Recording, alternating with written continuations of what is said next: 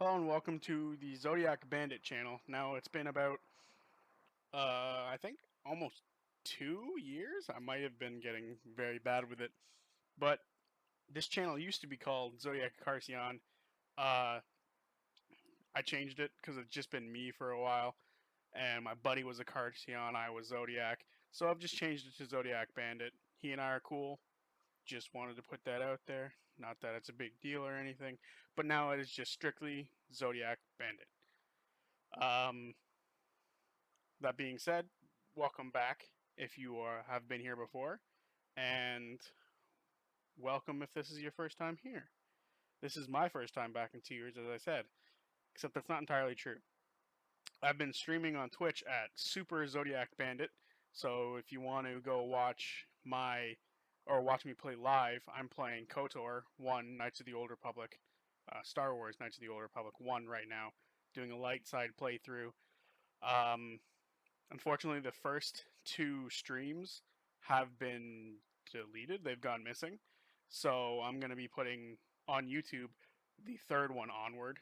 So unfortunately, the first two are gone, but I'll probably make a video explaining what we did. It's not that big of a deal. It's just Terrace. We've only missed like the first half of Terrace that I won't be uploading, but it's a shame nonetheless. But this video isn't about that. Uh, this video is actually about something different, obviously. Critical Role. I'm a huge D&D fan. I'm a huge Critical Role fan. The two aren't necessarily linked for me. I've been playing D&D for a while, and I've been watching Critical Role for probably the last 2 years. I've completely caught up with. Well, I finished season 2. That's what this video is about, and I'm on episode 96 of campaign 1. So this video is actually just going to be me expressing my thoughts on the end of campaign 2. Because I loved it. I loved from the beginning to end the story they told, all the characters' growth.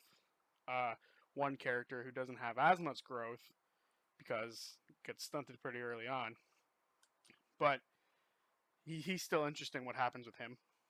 Uh, a few notes. This is going to be very spoilery, so if you haven't seen all of campaign 2 yet, or if you haven't seen at least the ending to campaign 2, the 7-hour broadcast they did, 7-hour video they put up, go watch that first. That's your last warning, because now I'm going to go over where every character ended up, my thoughts on those characters as they grew throughout everything, and what I thought if I was in that position, what I would have done differently with those characters. So first off, I'm going to start with they all survived. They're all still around. That means they can all show up for one shots. Uh, maybe later on in campaign 3. I highly doubt any of them will, because I don't think any of them are terribly long living races. But theoretically, they could if certain ones get certain magic or whatever. So yeah, they all made it through the end, which I kind of prefer. In campaign 1, they lost Vax at the end, and that was fitting of him. I didn't feel like I had one big problem going into the campaign at conclusion, which was it didn't feel over.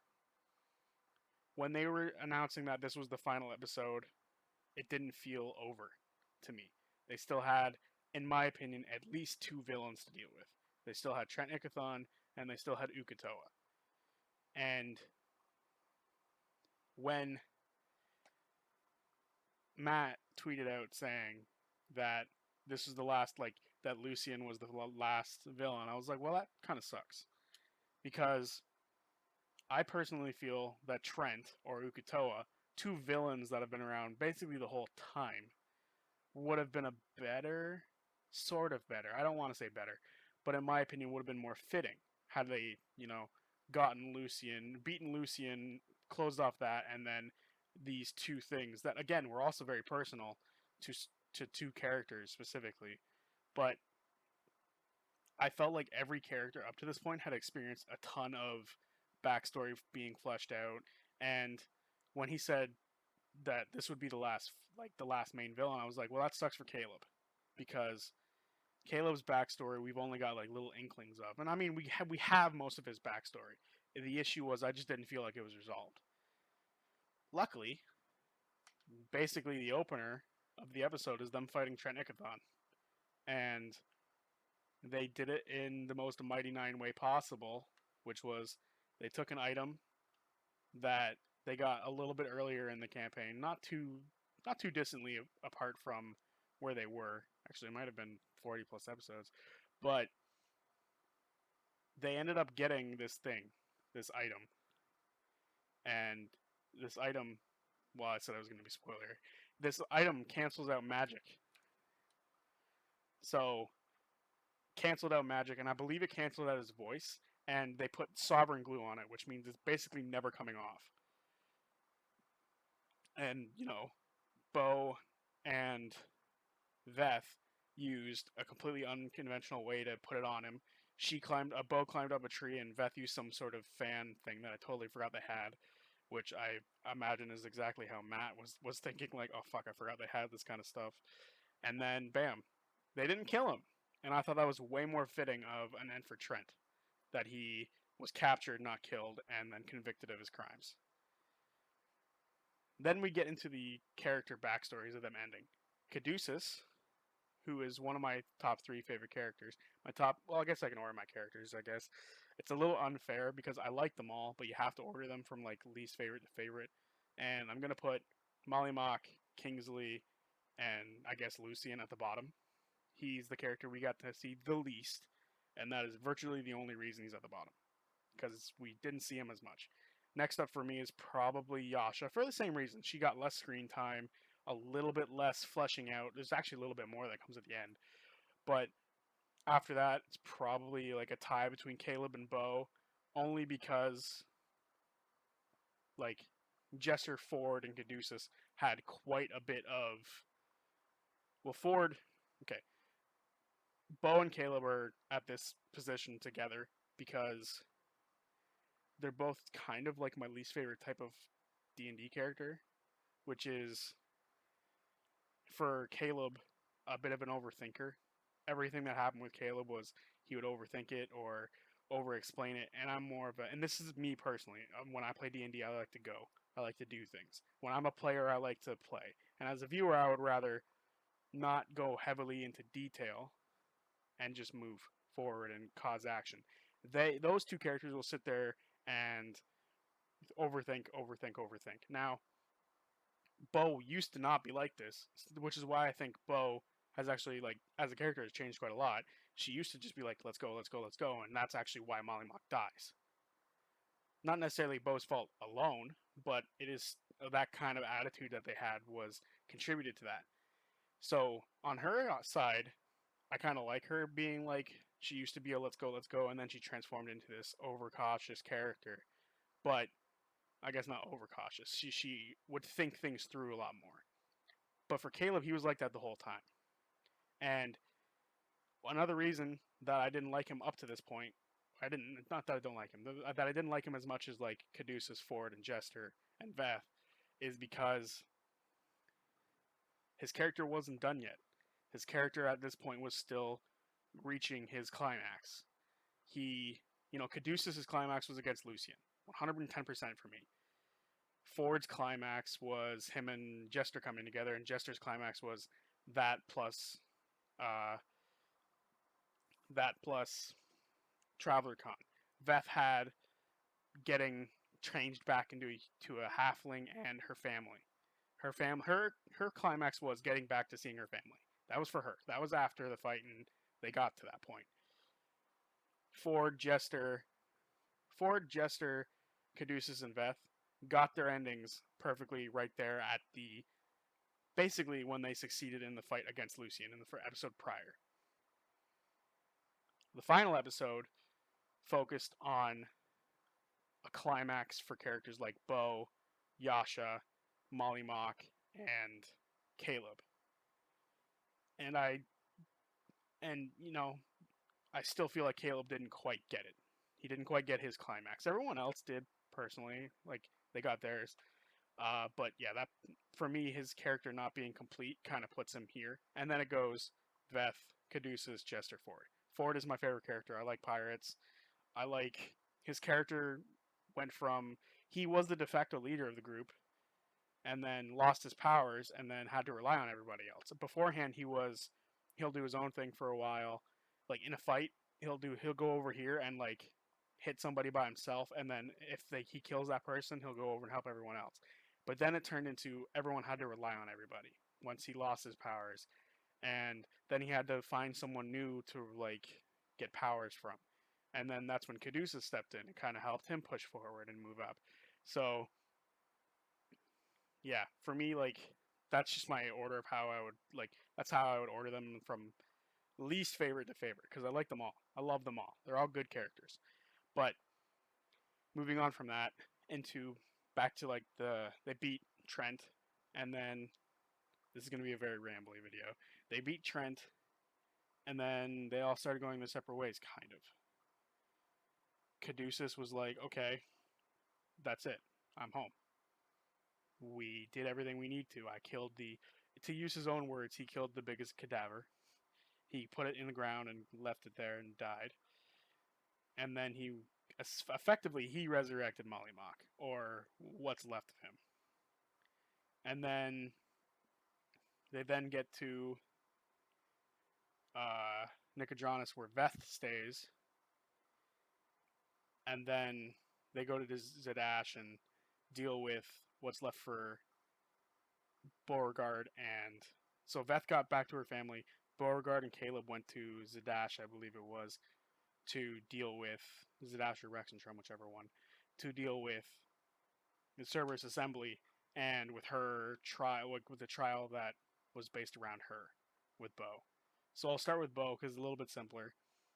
They basically put her father and I believe his name was Xenoth, the guy who conscripted her, into jail. Her father went to jail for a couple years. I think he's still in jail is the implication, that he's going to be there for a while and stripped of all of his like power in the Cobalt Soul. So she basically got her ending, which was her and Yasha living together, being together, and at one point they go to Jorhas, and they see Yasha's wife's grave, or what would be her grave, and then they left a mark on it and make sure that it was always known that it was her grave.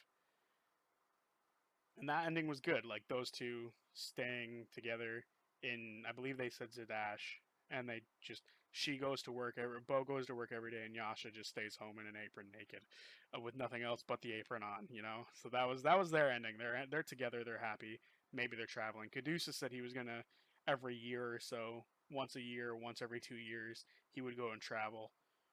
You know, go out for 6 months, come back, go out for a year and come back, meet people, visit people. And then Caleb, well, Beth, I'll go back to Beth. Beth ended up living with her family in Nicodranus, which is great in my opinion. Perfect ending for her. You know, it's kind of like Scanlan's ending, but a little bit happier. Like, Scanlan's kind of still not necessarily in the best terms with his daughter, but Beth is on amazing terms with her son and her husband, and she's like, I'm gonna start a summer camp for adventurers so that they can learn to sneak, and I'll get to Caleb's part of that. But Caleb, getting to him finally, like I said I was going to a couple times, he brought down one member of the Cerberus Assembly, and for me, I thought he could go one of two ways from here. One was they were both end up being a teacher, because he was basically hinting at teaching Beth's son Luke a lot. So I was like, okay, he's going to either just teach him exclusively, or join the Cerberus Assembly as a teacher at that school and bring Luke in anyway. And he went with the former, where he elected to not join the Cerberus Assembly, even though that was offered to him. And then Astrid took up the position. In my opinion, that leaves the Cerberus Assembly to be an enemy in the next campaign. Maybe not in Wildmount, but I think they'll be able to expand and become more villainous. So, there's that. And then he went back to Aor with Essek to effectively destroy the time travel. And this is a big part for a lot of people, Essek and Caleb. A lot of people are angry that they didn't outright say that they ended up together. Essek was ready to go back in time and help Caleb get his parents back. And then Caleb destroyed it and said, no, the past is the past, we need to move forward, which was perfect for his character. And then he went and lived in Nicodranus. I believe he said he lived in Nicodranus. He said he wanted to go tamper with the ball with Yusa and basically live near Beth. So he got effectively his happy ending. The part that people aren't happy about is the ambiguity, however you say that word, the openness of, or the left in the airness of Caleb's and Essek's relationship. A lot of people were saying it was queer baiting. Now, I have no idea. Like, absolutely zero idea what that actually means. I am a straight white male who's, it's not necessarily my thing to worry about. So I'm not 100% sure what queer baiting is, but I got the sense that at some point they would have ended up together. But for me, what Caleb said was, eventually you're going to not age and I'm going to keep aging. And for me, that kind of wrapped up their relationship as, for now we'll be happy, and then later on you'll have to move on without me, which was depressing, like insanely. But it also is true. That's how that relationship would end, with Caleb eventually dying and Essek not. So I don't think that wasn't queer baiting to me. To me, I pulled away from it thinking that they would have stayed together for a while, and then Caleb would either die of old age, or maybe at some point they split. But a lot of fans were upset that it wasn't outright said, and eventually Matt had to tweet out that that was the intention, that they would end up together at some point. Or he felt even the way that I did, that they would end up, that they made it pretty clear that they were together for a while. So I don't see why fans got terribly upset, especially when literally the next couple was standing right next to them is Bo and Yasha, who is another LGBT couple. I don't know. People find ways to get upset about everything. So that's just my opinion on it. That I felt in the moment that they left it up to, like, that they did get together, and then Essek would have had to move on eventually. So yeah, to get away from that, let's go to a more positive thing with the ending of Kingsley, Ford, and Jester. Ford and Jester bought a place in Nicodranus and got on the 9 Heroes and started sailing. That is the fucking ending I wanted for Ford and Jester, and I'm so fucking happy I got it. Like, those are my two favorite characters. And when Matt was saying stuff about Artagan, like, oh, it's been fun, I'm like, oh, fuck. He better not make Artagan leave her. And then he didn't, so I was happy. Those two, my favorite characters, pulled away with the endings that I wanted them to have, which was being together. I got a cherry on top, which was, I was upset before the thing started that we never got to see Vandrin. Like, never got to go have Ford go speak to Vandrin. He never did. And he did. Right in the epilogue. Kingsley, or Mollymock, and Jester went with Ford onto that island, and they met him, and he pulled him onto his ship. He explained that he and Avantika were wrapped up in effectively the same thing Ford and Avantika got wrapped up in, but a bit more piratey. So, yeah. I don't know, I was happy with Ford's ending and Jester's ending, and I was so flippin' delighted with how Mollymock's ending happened, or Kingsley's ending, which was, after a while, Ford would end up with a second ship, and Mollymock wanted it, and said he will do it under his banner, and then about a month in, he's like, fuck it, I'm out, and I'm going to Dark Toe. I love it. I love every second of it, and Ford seems to love it too. So you know what? Who cares? So, yeah. For the most part, everyone had a good ending. No, not for the most part. They all had excellent endings. They all had endings that in a perfect scenario is perfect. I guess the only one that I had any gripes with, like the ending, would have been Caleb. If I was playing Caleb, not that I ever would, because that kind of a character isn't me. I don't like over describing. I don't like overthinking things. I like to just go. When I've played a wizard once in D&D, and he was very much let's move forward, let's attack, let's go, let's move, let's overthink things less. Let's If we have to take a minute to overthink things, we will, but if we don't have to, we shouldn't. That was stoic. That character that I played, he was let's move, let's go, let's go, let's go, let's go, and I'll fireball them if we need to. That was him. He wasn't a super. He was super intelligent, but he wasn't like super detailed, super in depth.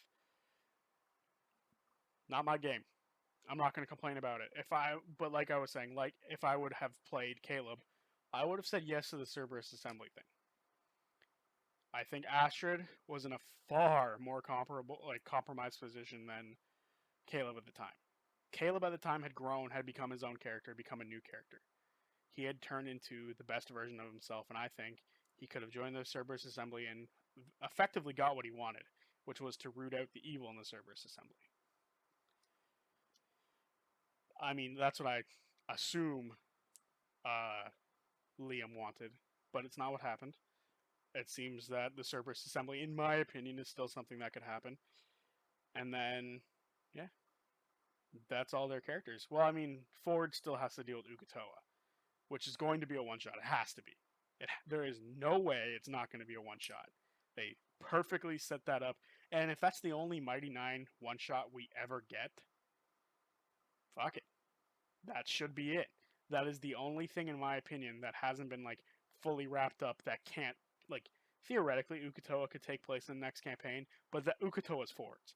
The Cerberus Assembly doesn't have to be Ford's. I mean, doesn't have to be Caleb's. Trent Ickathon was Caleb's problem. That was the problem for him. That was his backstory, and I'm not saying everybody's backstory needs to get wrapped up, but it looks like Ford's is going to, and he's going to eventually match up with everybody else. Sabian still needs to appear somehow, some way. So yeah, I think I'm excited to see that one shot. I'm excited to see campaign 3. I am so ecstatic for EXU because I want to see Matt play and more than just a one shot. Now he's got 8 episodes to play.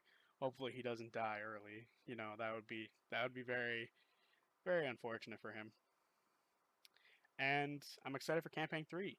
I think I've pinned down at least 2 characters, like what 2 people are going to play. I think Travis is going to play a rogue. Probably, I don't know what kind of rogue. Not a arcane trickster and not a assassin, because that's already been done. I mean, maybe he'll do it again. But I think, I mean, if you watch Travis during combat and when Beth would say, I do 91 damage, you could see the look on Travis's face. And I could feel that he wants to do it. And I've seen a lot of people say he's probably going to end up playing like Blood Hunter so he can be a werewolf. And if he becomes a werewolf or a rogue in any fashion, that'll be fine. I think, because for me, like, his big problem with Grog is that Grog wasn't like, he could never lead something. Grog couldn't do anything like that. He couldn't be a Ford. Ford was the leader. Grog was the big tank who took all the damage and dealt a bunch out. If he plays a rogue, he could still effectively be a talker, a high damage dealer, and just not be the same thing as Ford and not be the same thing as Grog. Because I don't think he's ever going to go full caster. Like, he played Hexblade, which is, a physical caster. And I think he said it during his, I forget, it was like a D&D Beyond thing, where he said that's the way he thinks. He likes to smack stuff with swords or big axes. So I think he'll want to either pull out a rapier or a dagger and be a rogue and hit things for a lot of damage and still outside of combat be able to do things like buy and sell stuff properly or communicate with people, because like Grog couldn't do that. And he loves Grog. He loved Grog for being able to hit hard. and he loved Ford for being able to talk and sell and cast magic and still semi-hit hard. So I think an assassin who could also be a blend of those things is probably where he's going to go. Not an assassin, a rogue. Is probably where he's going to end up going, in my opinion. And then the other person, I think, and I'm probably going to be wrong here, I think Sam is going to play Cleric. Now, they don't need a Cleric. I mean, they do need a Cleric. There's 9 of them. Sorry, not 9 of them. There's 7 of them. They need a Cleric. But Ashley's been a Cleric, and now Laura and Talzin have both been Clerics. I think it's Sam's turn.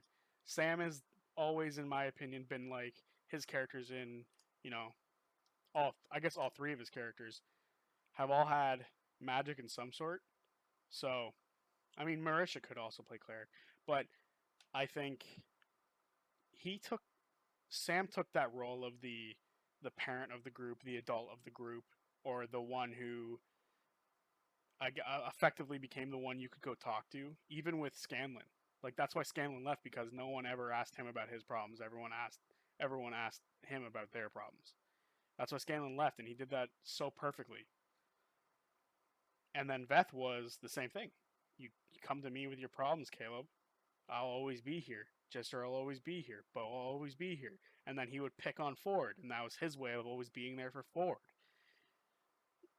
And I think a Cleric could be a way to embody that outside of character, but within class and combat. And I think that would probably be what he'll do. I don't know why, but he seems to have this parental thing that he likes to do. And I feel like Cleric is the parent of the group, like in terms of classes, because he can heal. And I think he made fun of Laura so much for not healing that he'll do it just out of spite for that. But those 2 are the 2 that I think I've pinned down character-wise pretty well. Outside of that, Talzin, no idea. Laura might go Warlock, because beforehand she wanted to play Warlock, and then Travis took Warlock because Hexblade came out. So she might go Warlock just because of that. And then Liam, Marisha, and Ashley, no idea. No idea. I guess also no idea for Talzin too. But yeah, I'm looking forward to Campaign 3. I think it's going to take place in Vasselheim. I think that would be interesting, because it took place in Wildmount for the second campaign and was in Taldore, and then I guess Vasselheim, like whatever continent Vasselheim's on, they could even go to Marquette or somewhere completely new. You never know. But this is the first of many D&D videos I'm gonna make. This was me just ranting about fucking Critical Role's ending for a little while, and then what characters are gonna play next. But yeah, I guess it didn't really touch much on Yasha's character, Jester's character, but Yasha especially, she became more trusting, and then Jester became more independent, which was their characters. So that was everyone had character growth. Like I said, Ford at the beginning, in my opinion, was too independent and then started to relying on the group more. Molly Mock's character, we don't really know. But Caduceus was a flat character, which means he didn't change. He believed in the truth. He believed in his simple truth of, he didn't change, but he was there to cause change. He caused Ford's change. He caused Yasha's. He didn't cause Yasha's change, but he pushed her change forward to come out of her shell and become more of a group member. Beforehand, she was a loner and didn't really do much and weak of mind. And then Yasha became strong of mind theoretically. She wasn't very good in her will stat still. Her wisdom stat still. But she started to, again, this season was more about trusting the group, because they started off as a bunch of individuals and then they became a family. The first campaign, they were already a group when we met them for the first time. It was more about, that in my opinion was more clear cut, this is good versus evil. This one was more about trusting family, becoming a family, and they did it marvelously. So, with that being said, this is the first of many D&D videos I want to do on this channel. I've been thinking of ideas for a while, and I think the first one I'm going to do is it's going to be called The Best Way to Make a Character. And I'm just going to leave it at that. So, with that being said, this has been Zodiac Bandit. Subscribe to the YouTube channel if this is your first time here, because I think for season or campaign 3, I'm going to talk about it, and with EXU, I'm going to talk about it. And I'm going to be doing more stuff. The Star Wars Knights of the Old Republic stuff is coming up, and will be uploaded to the channel. And I won't stop at just KOTOR 1. I'll do KOTOR 2, and I will eventually do Jedi Fallen Order, and then I will do Jedi Academy, which is an old Xbox game, is just like KOTOR. So more Star Wars and D&D stuff's on the way. That'll probably be my thing. I like Star Wars, I like D&D, and those are my favorite things, and I'm going to put them on this channel. So without further ado, thank you for watching. Subscribe. Go follow on Twitch at Super Zodiac Bandit. I'm going to probably link it in my channel somewhere. So yeah, thank you, and glad to be back and start going again.